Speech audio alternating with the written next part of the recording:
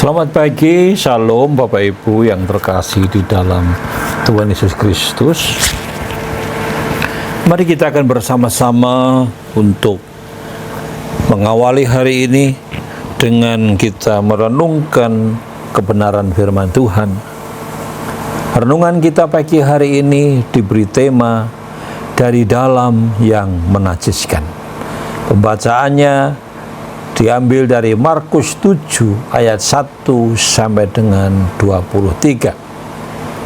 Tetapi yang akan menjadi atau yang akan saya bacakan saat ini adalah Matius 15 ayat 18 yang demikian bunyi firman Tuhan. Tetapi apa yang keluar dari mulut berasal dari hati, dan itulah yang menajiskan orang. Dalam kehidupan agama Yahudi, istilah najis dan berdosa sudah menjadi kotakasa yang sangat dikenal.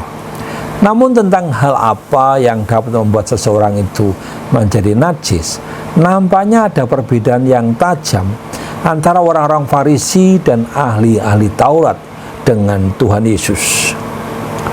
Saat beberapa ahli Taurat melihat murid-murid Kristus makan dengan tangan yang tidak dibasuh terlebih dahulu, mereka segera mengajukan satu pertanyaan kepada Tuhan Yesus dan berkata, "Mengapa murid-muridmu tidak hidup menurut adat istiadat nenek moyang kita, tetapi makan dengan tangan yang najis?" Ayat yang kelima. Terhadap pertanyaan itu, Tuhan Yesus menjawab bahwa apapun dari luar yang masuk ke dalam seseorang tidak dapat menajiskan, tetapi apa yang keluar dari seseorang itulah yang menajiskan. Ayat 15. Dari pertanyaan dan jawaban ini, kita dapat melihat bahwa para ahli Taurat dan orang Farisi nampaknya sangat berpegang teguh pada ajaran yang berdasar adat istiadat. Kesucian yang dilihat dari sudut adat nenek moyang yang diwariskan turun-temurun ini terlihat lebih berorientasi pada fenomena yang kelihatan atau yang bersifat fisikal, misal cuci tangan sebelum makan. Sementara itu, Tuhan Yesus mengarahkan persoalan tentang kenajisan pada dimensi yang tidak terlihat secara kasat mata, yaitu pada masalah rohani. Bagi Tuhan, apa yang dapat membuat seseorang menjadi najis adalah hal-hal jahat yang timbul dari dalam hati. Ayat 20 sampai 23. Isi hati manusia memang sulit diterka. Ada orang yang dari luarnya terlihat baik, namun di balik lubuk hatinya tersimpan kebusukan yang dapat mencelakai orang lain. Sebagai orang percaya, kita harus terus mewaspadai gerak dan kecenderungan hati kita, karena semua itu tidak tersembunyi di hadapan Tuhan. Semoga kita selalu bergumul di hadapan Tuhan, agar Tuhan Yesus menerangi lubuk hati kita yang terdalam, sehingga kita dapat mengenal diri kita sesungguhnya.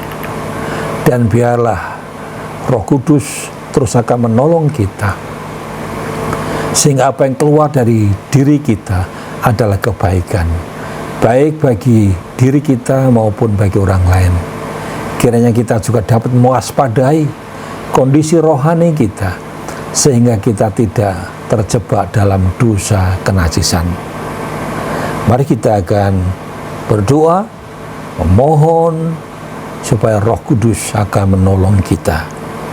Terima kasih karena Engkau mengingatkan kami agar kami menjaga hati kami, agar kami tidak najis. Yang keluar dari diri kami adalah hal-hal yang positif, hal-hal yang baik, hal-hal yang bersumber daripadamu. Maka itu tolonglah kami, sertai kami, mampukan kami. Hari ini kami melakukan aktivitas, kami juga serahkan aktivitas kami hari ini, agar kami tidak menyimpang dari jalan dan kebenaran-Mu. Dalam nama Tuhan Yesus kami menaikkan doa ini. Haleluya. Amin. Mari kita akan menjalani hari ini dengan terus memohon kepada Tuhan kita connect dengan Roh Kudus agar hidup kita hari ini boleh menjadi berkat, bukan yang najis yang keluar dari diri kita, tetapi apa yang baik dan yang benar itulah yang akan kita beritakan. Selamat beraktivitas. Tuhan memberkati dan menyertai dan membuat apapun yang kita lakukan hari ini dibuatnya berhasil karena Tuhan menyertai kita.